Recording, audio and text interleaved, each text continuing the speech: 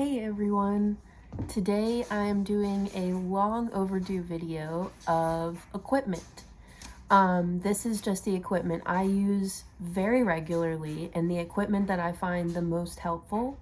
So hopefully this helps some of you all out. I figured this would be a cool video for just kind of determining as you grow in your herbal practice what is and isn't necessarily worth it to you.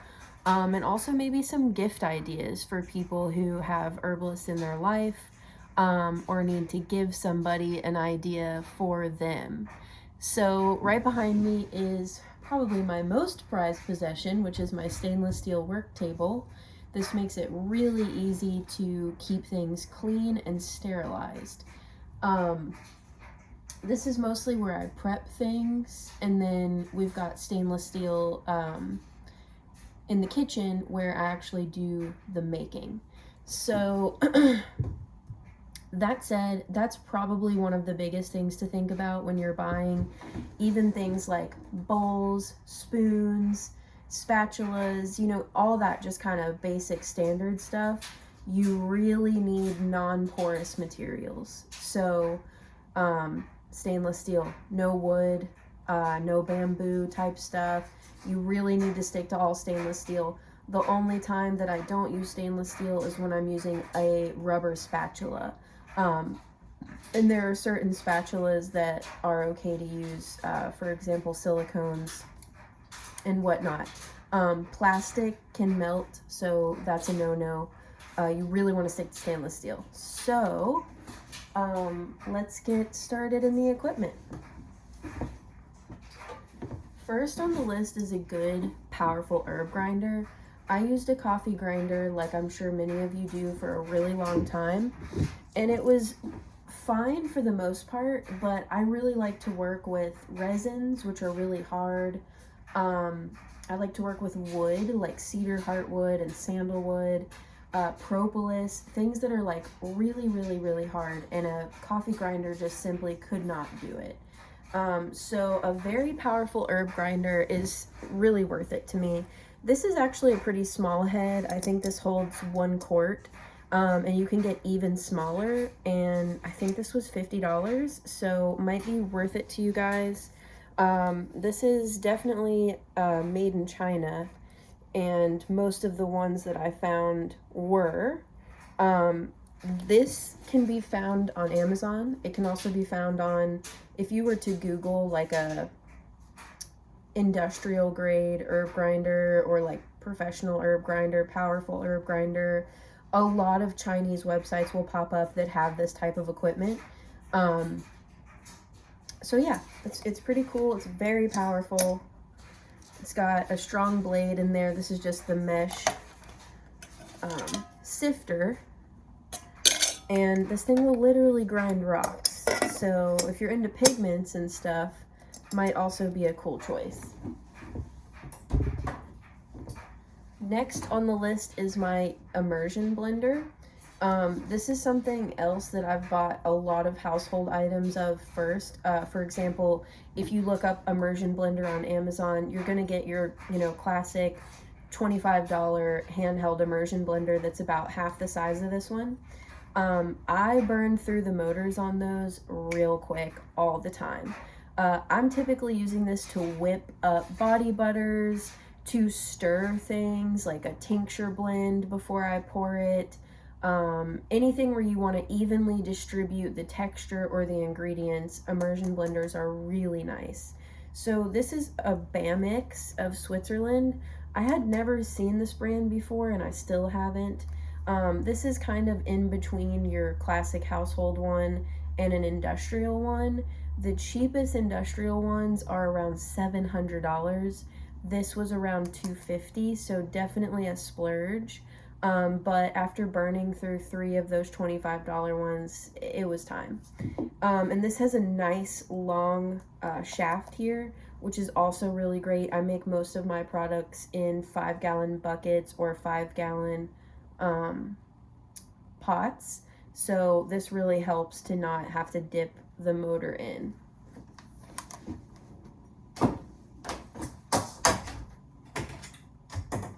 And on the note of blending, next up is my Vitamix.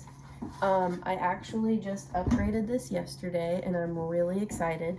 This is a very powerful machine. This is a really old one.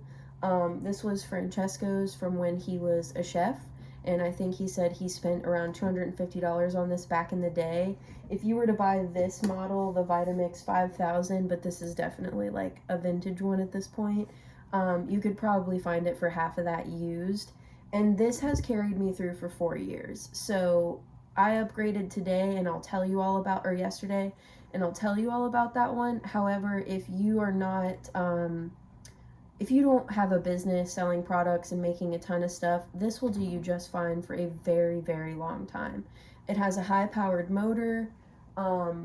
It has the ability to puree things. The problem I ran into was that I'm filling this all the way up several times for one batch of something, and it works best when you're filling it at around half the way for pureeing things. So I would have to like filter, reblend to get things really finely pureed. However, if you're not using it at that capacity, it truly will do you really good. I upgraded to the Vitamix Professional Series 7500, and I spent $500 on that, but it's taken me a really long time to get here. And actually that was a refurbished model, so I got it at about, I think it was like $350 off. That was a big splurge for me, but I have seriously needed it. It's got a 64-ounce container, which will be really nice. That's double the size of this. It's got double the size motor, so hopefully it'll make my life a lot easier when making my recipes in here.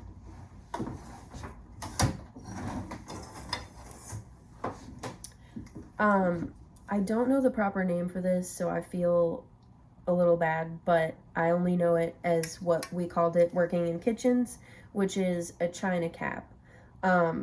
It is a super fine mesh strainer that is pretty close to the equivalent of a layer of cheesecloth. So if you're using a regular strainer with cheesecloth in it, you might find this to be pretty helpful. This also fits nicely in 5-gallon buckets and the 5-gallon stovetop that I use, so it's pretty handy dandy. Whereas those other strainers were always kind of slipping off the things that I needed them to rest on. I will still sometimes put a layer of cheesecloth in here, but this will really filter out a lot and save you a lot of trouble. Also, I'm not a huge fan of tincture presses. I have one. I don't really find myself reaching for it often. I know a lot of people do enjoy theirs, and I think one day I would like to get the hydraulic press. But the tincture press holds about the same amount as this, so you have to kind of do a lot of rounds if you're making a half-gallon or more of a tincture oil. You have to secure it to your table and really pry and pry and pry, and you're only getting a little bit out of it. So I will oftentimes use this with a nut milk bag inside and some sort of pestle type thing to like really push and squeeze it through there. And then you can take a gloved hand and really wring out what's left in that nut bag in the end. And that's usually how I do my straining.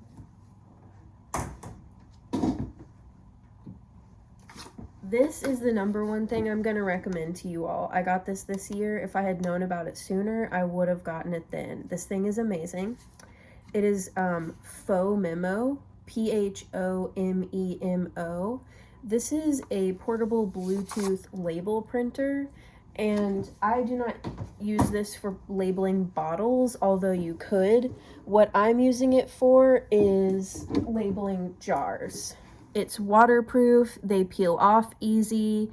You download the app on your phone and you type in, you know, the name of it, your percentage of alcohol, your ratio, your date, etc.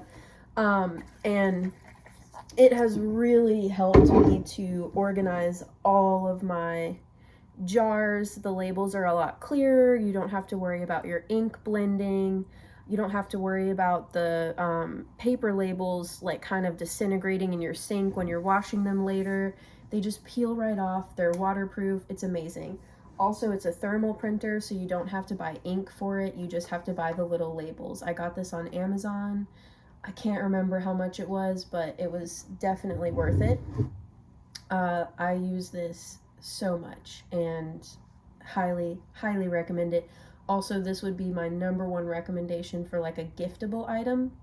And you could print labels for your tincture bottles if you're not concerned about having like colorful, elaborate labels for sure.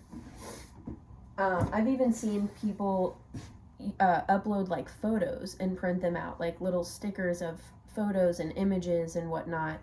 I haven't experimented with that, but I think you can do a lot more with this than what I'm doing. This is something that I also upgraded to this year, and if you are shipping products to other people, I highly recommend it. This is called a plastic film sealer. So we are using this when we are putting anything in bags. For example, we've been working on a little Bath Fizz collaboration with Sister Nettle. We also use our Bath Fizzes and teas in this bag, and once we've sealed them, we will do a heat seal, and this just ensures that they don't bust open in the mail, that nothing can contaminate it, etc. I think this was about 40 bucks. It takes like 1 second to seal your bags. It's really awesome. This would also be great for people who are doing markets and stuff, and they're putting their teas in like what is it called? Cellophane. It will seal any kind of plastic. So if you're using any sort of cellophane or plastic bag to put your herbs or whatever in, you can seal it with that, which is really nice. I know some people use stickers and that's cute too, but that will ensure no contamination before your sale. Next up is pouring machines. This is a manual pouring machine. I think this holds 1.5 gallons. It's got this little nozzle right here. The coolest thing about this that took me over a year to learn is that this screw right here can be adjusted up or down, and that helps you to know exactly how much you're pouring. For example, if I'm filling 1 ounce bottles, I will fill a 1 ounce bottle and stop the lever at exactly where I want it filled, and then I can pull this screw up to match that, to where from now on, every time I hit the screw, I know I've got 1 ounce, done, done, done. Same with 2 ounce, and I think that's as far as you can go up to. I don't think you can adjust it for 4 ounce or more, but it's great for filling tinctures. I do fill other things with it too, like our 4 and 8 ounce bottles of syrups and elixirs. I love this thing, and I've used it for a really long time. I do also now have an electric bottle machine, and I really like that one too. I believe this was $100. And this one,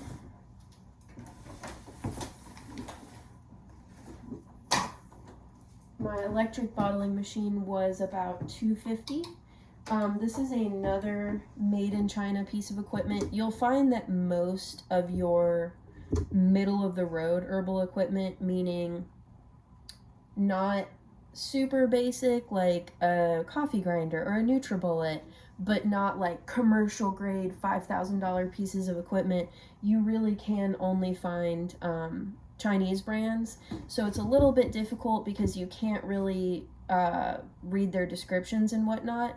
But if you poke around and you see the model that you're interested in, you can look up YouTube videos, and that's how I figured this out. I also communicated with this company through a translator, kind of told them what I was looking for. This is really nice. You plug it in. It's got this little foot lever if you want to just use that to control, but it also is programmable, and it's actually really simple to program. First, let me show you. So there's a little mesh screen in here that you attach to one end of your tube. That's going to go into your batch of products. So let's say I'm doing a 5-gallon bucket of tincture. That's going to go in there. It's going to make sure no particles are getting in that would clog up the machine or anything. That said, you cannot do honey or oil in this, just tinctures, oxymels, things like that. This tube goes right here, and you have a little nozzle on the end, and this can be moved over here. This swings out. You can actually set it up to do 2, 3, 4 nozzles, and what you're doing with that end is filling your tinctures. And the cool thing is you could line up 4 bottles and have 4 nozzles going at once, and so it'll run, fill them up, it'll stop, you can cap your bottles, move them, put your 4 more. I do 1 at a time. It's a pretty quick machine, so I don't really have the need to do more. And the way you program it is through filling and waiting time. So similarly to the manual machine, how we're kind of seeing, okay, it stops here, you're going to fill 1 bottle. It's going to show you on the screen that took you 2 seconds to fill. Then you're going to say, okay, cool, 2 seconds gives me approximately 1 ounce. So you can set your machine to 2 seconds, and then you'll get a 1 ounce bottle every time. There's the waiting time, which essentially means, you know, if I'm filling 1 bottle, how long is it taking me to cap that bottle, move it, and grab another empty one before the machine automatically starts again? And that's super nice for going really quick, but again, you can just use that foot pedal. So I really like this machine when we're filling up, you know, all of our tinctures. It's very helpful. Next on the list is a good scale. I got super lucky and got this scale at a thrift store nearby for 20 bucks. Pretty sure this thing is like close to $500 new, so you don't have to get one quite this nice, but I would be cruising eBay and stuff for a good scale. This goes up to like, I think 150, 250, maybe more pounds, which is really nice because I can use this for weighing my products, and I can also use it for shipping, which is great because we do a lot of shipping. Let's see.